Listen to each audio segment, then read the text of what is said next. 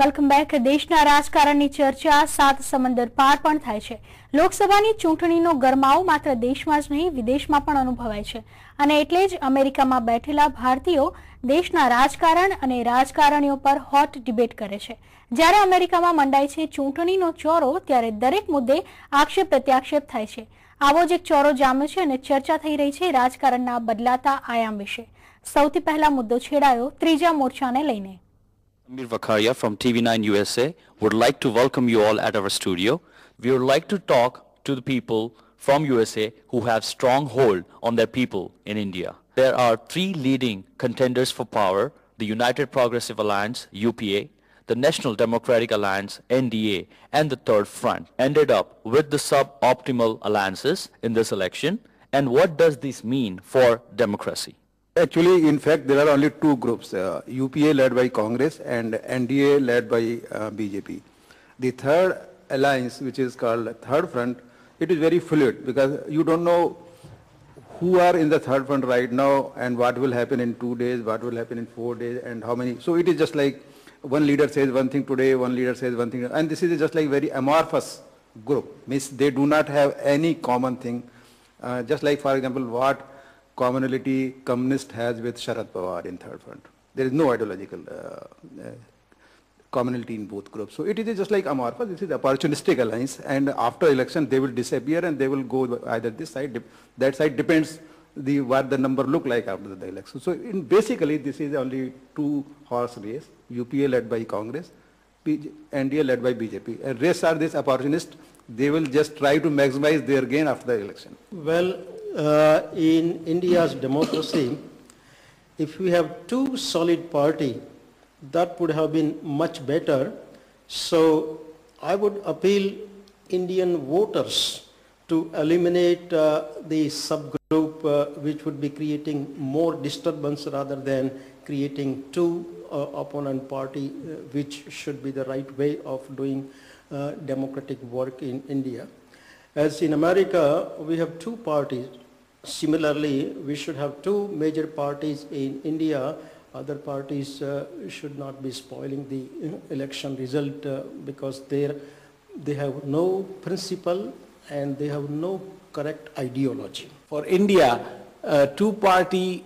main two parties, if they get enough seats to form a stable government, that is very important. Because of the instability of this whole system over the last 2-3 election cycles, where 20 parties try to come together and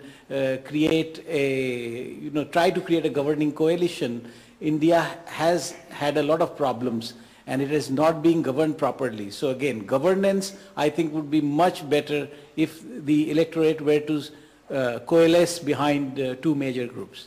Why we are not, I'm giving a little example here, why we are not giving to the government an opportunity to eliminate those parties, and why we are not changing in fundamentals by which in 2 years or 1 year the election will come again if we do so.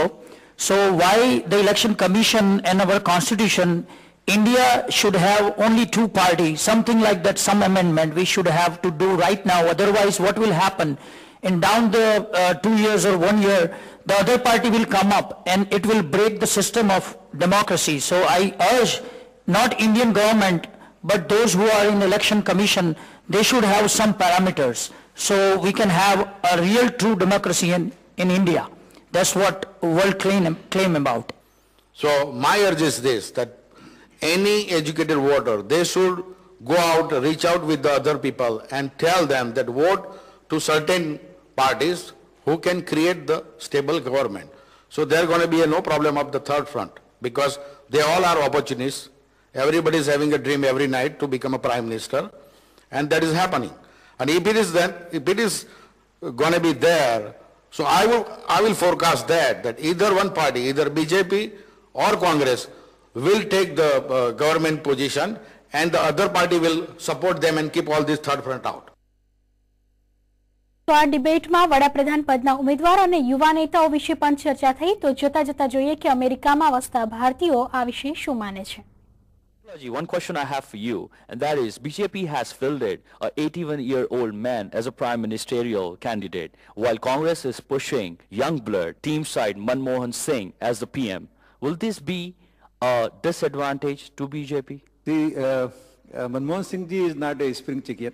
Means he may be 4 or 5 years younger than Advani ji. And as far as younger leader is comes, Congress party, I want to say that who is younger leader in the Congress? Congress party is a dynastic party. Rahul Gandhi is there because he belongs to certain family.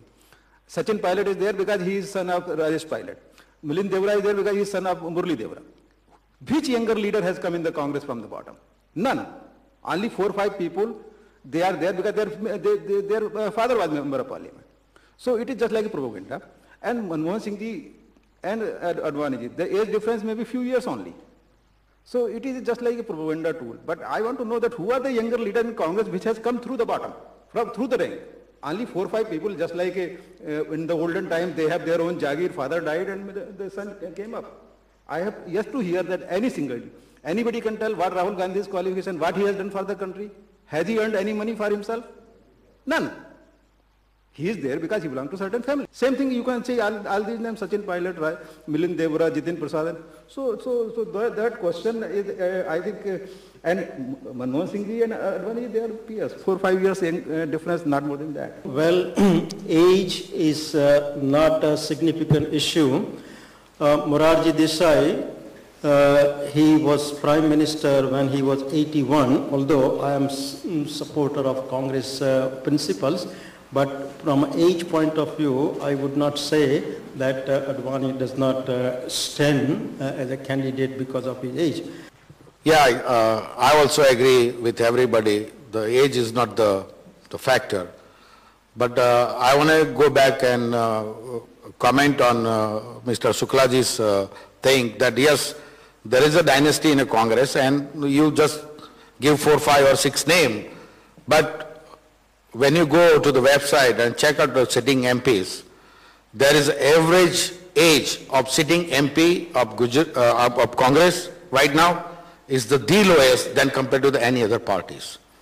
When you compare the education of all the average MPs, the education level also is high. Because under the Rahul Gandhi's leadership, Rahul Gandhi picked up so many good leaders from different states.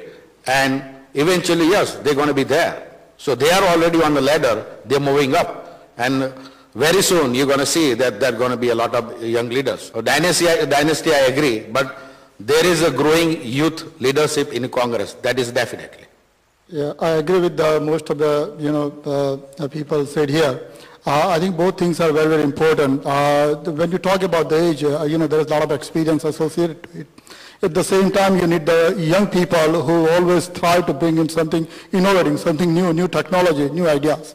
So you need a combination of that. So you need aged people who lead the country at the same time. There are leaders within the country, and I would say more than 50 to 70% of the total politicians should be, young generation who can support the people who have a lot of experience and lead the country with the latest technology and the innovations and the ideas.